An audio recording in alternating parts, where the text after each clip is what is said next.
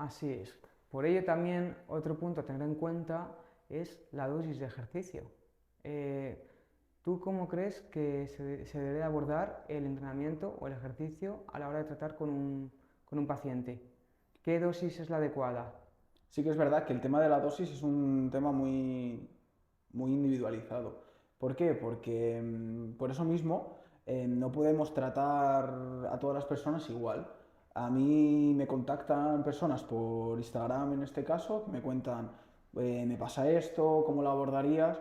Claro, muchas veces es muy difícil sin realizar una exploración exhaustiva de esa persona, porque tú puedes pensar que este ejercicio viene bien para trabajar esta lesión.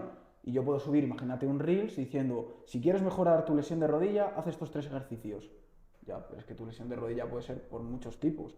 Y además, no solo por muchos tipos, sino que dentro de que sea la misma lesión, la misma etiqueta que tienes tú y tiene otra persona, es totalmente diferente. Porque uno va a haber perdido fuerza, otro va a haber perdido menos fuerza, pero más estabilidad, otro lo que tiene es dolor y ese dolor no lo deja mover, otro esa movilidad es la que le produce una disminución de sus capacidades, y basar todo en este ejercicio es para este tipo de dolencia, creo que es muy difícil. Y ahí es cuando realmente se comete el error de la dosis. Y el paciente llega a la creencia de que no tanto la dosis, porque él no piensa eso, sino él piensa que el ejercicio ese le ha dolido. Y al final es un poco lo que llevamos antes. Eso lleva a una kinesiofobia, la kinesiofobia lleva a movernos menos pierdes la funcionalidad y al final es el círculo vicioso que estamos abordando en este podcast, pero todo en conjunto. Así es. Muy bien dicho. De hecho, hay algo con lo que estoy muy de acuerdo contigo, que es, vamos, la dosis adecuada. Yo creo que a priori no existe, básicamente porque todo es ensayo y error.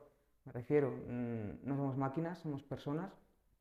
Entonces, es imposible dar a la primera con la dosis adecuada, tanto de volumen como de intensidad. Por lo tanto, yo siempre abogo por un trabajo muy progresivo, como dije antes, de menos a más. Prefiero quedarme corto a pasarme y que el paciente recaiga y empeore. Entonces, la dosis, bueno, no existe una dosis general para todo el mundo, ni mucho menos. Se debería de pautar en función de las sensaciones, los pensamientos de la persona, también como, si progresa o no, si se encuentra mejor o no.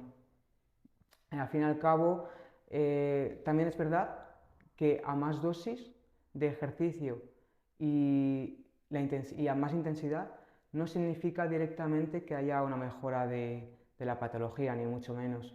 Es algo, un mito bastante extendido que no es cierto. Por eso pienso que esa dosis hay que medirla con mucho cuidado.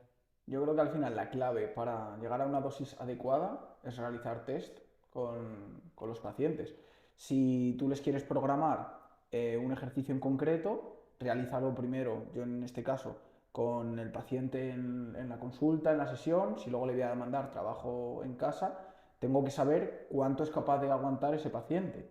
Yo sé que puede ser beneficioso un trabajo de sentadilla isométrica para su tendón rotuliano, imagínate, pero claro, ¿cuánto de sentadilla? ¿Cuántos Claro. grados? No es lo mismo una persona que le duele que no le duele. Entonces, al final, realizar test que semanalmente o quincenalmente vas reevaluando para obviamente adaptar esa dosis, porque claro, la persona cambia. Entonces, para una misma persona es tan complejo que dentro de 2 semanas esa dosis le puede o no estar haciendo tanto efecto o incluso hacerle daño. Entonces, esa reevaluación creo que es muy importante. Y para ello, el tema de la programación, que desde el punto de vista del entrenador sí que está muy, yo creo que más establecida, pero desde el fisio queda bastante Ujú. de trabajo. ¿Crees que la programación es importante en estos casos? ¿O realmente si el paciente conoce sus capacidades, con que vaya poco a poco adaptándose, no necesitas tenerlo todo tan medido? Yo pienso que igualmente, y aun viendo que el paciente mejora, pienso que la programación es necesaria, obligatoria, porque ten en cuenta que al fin y al cabo nosotros hemos establecido una hoja de ruta, ¿vale? Que es la programación del entrenamiento. ¿Qué ocurre? Yo al menos, ¿eh? La mayoría de veces prefiero seguir el papel y ajustar en base a cómo responde el atleta, el paciente también en este caso, que ver la programación, ver que el paciente mejora y decirle, vale, pues demos un paso más, saltándonos puntos que para mí son claves a la hora del proceso de readaptar la lesión. Entonces creo que debería de estar todo medido, y cuanto más medido mejor, series, repeticiones, tipos de ejercicios, número de ejercicios, intensidad de cada uno de los ejercicios, todo. Porque de nada sirve añadirle más, tanto intensidad como frecuencia a la persona si vemos que realmente no mejora.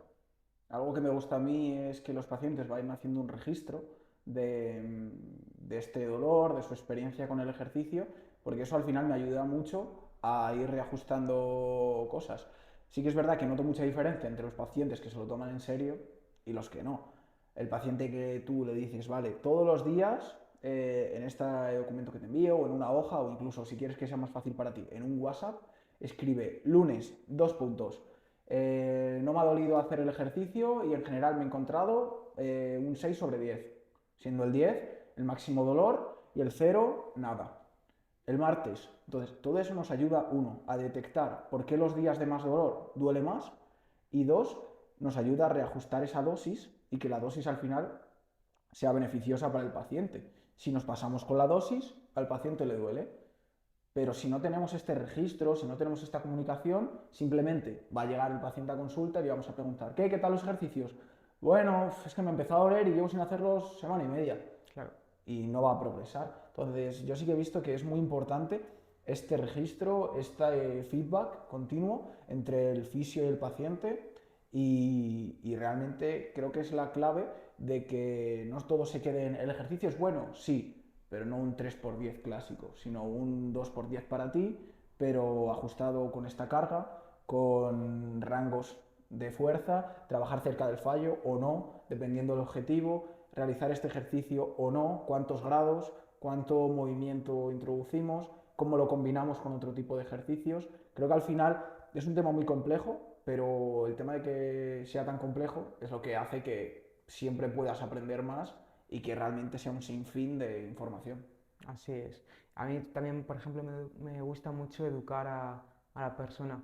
Me gusta enseñar y que ella aprenda y sepa lo que está haciendo. Y a mí creo que es algo muy necesario, porque, claro, la persona se fía de ti, entonces al fiarse de ti no se va a cuestionar nada. A mí me gusta que me pregunten, que yo le explique las cosas para que ella entienda y que a lo mejor en el día de mañana, que ya no dependa de mí, pues él sea capaz de ser un poquito más autónoma. Yo al final es lo que siempre busco con los pacientes, que sean independientes, que no dependan de estar bien, de venir a mí cada X tiempo, como si fuese una membresía, que realmente sean independientes y por ello consideré que era muy importante el tema del ejercicio, pero para mantener rangos de salud y por eso empezamos a trabajar juntos, ¿no? Porque al final lo que queremos es que el paciente sea independiente, que conozca su cuerpo, que conozca por qué le duele, que conozca cómo prevenirlo y para ello es súper importante educarle. Yo me he encontrado con pacientes, y no pocos, sino muchos, y no mayores, sino también jóvenes, que no saben lo que es una serie, no saben qué es una repetición, no saben patrones de movimiento básicos como una bisagra de cadera, como una sentadilla. Y como le hemos comentado muchas veces, obviamente no se nos educa para ello, igual que el tema de la nutrición, que algún día abordaremos también con algún profesional que traigamos, porque consideramos que son partes tan esenciales de la vida y de las cuales sabemos tan poco que por eso este podcast y por eso hablar de este tipo de información, para que las personas que están ahí detrás aprendan un poco más, porque consideramos que es muy importante. Así es, alguien tiene que dar voz a estos aspectos importantes de la vida. ¿Querrías añadir algo